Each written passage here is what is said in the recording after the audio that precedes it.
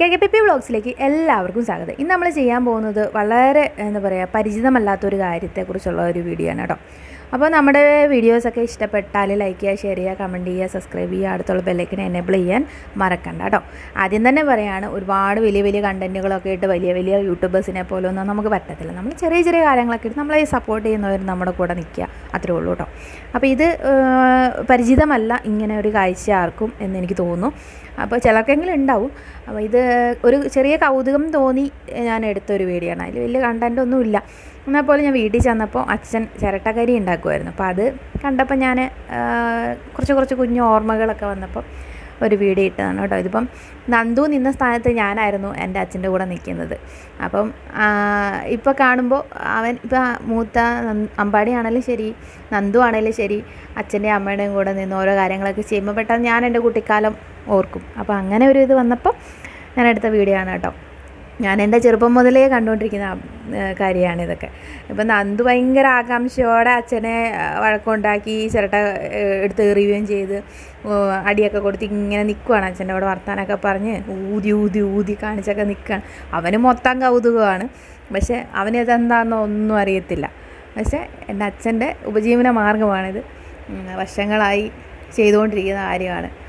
കത്തി ഉണ്ടാക്കുക, കോടാലി, ഇരുമ്പ് കൊണ്ടുള്ള എല്ലാ സാധനങ്ങളും, അതുകൂടാതെ ഗേറ്റ്, ഗ്രില്ല്, റൂഫിങ്, അങ്ങനെ ഇരുമ്പ് കൊണ്ടുള്ള ഒട്ടുമിക്ക ജോലികളും അച്ഛൻ ചെയ്യും.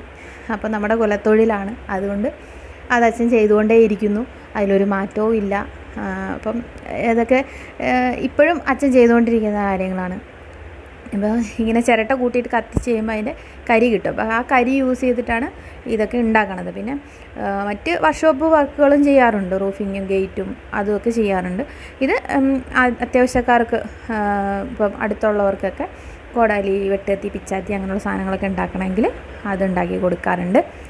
അപ്പോൾ പലർക്കും ഇപ്പം ഇന്നത്തെ കാലത്ത് ഇതൊന്നും വലിയ പരിചിതമാകാത്ത കാര്യമാണ്. പക്ഷേ നമ്മൾ വീട്ടിൽ ഉപയോഗിക്കുന്ന പല സാധനങ്ങളും, അതായത് ഇരുമ്പ് സംബന്ധമായ പല സാധനങ്ങളും ഉണ്ടാക്കിയെടുക്കാൻ വളരെ പ്രയാസമാണ്.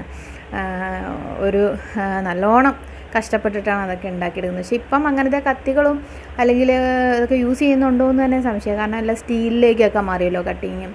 പിന്നെ ഇങ്ങനെ നമ്മുടെ ഇത് ഉണ്ടാക്കുന്നത് തന്നെ വേറൊരു രീതിയിലാണ്, ഇരുമ്പായുധങ്ങൾ ഉണ്ടാക്കുന്നത് തന്നെ.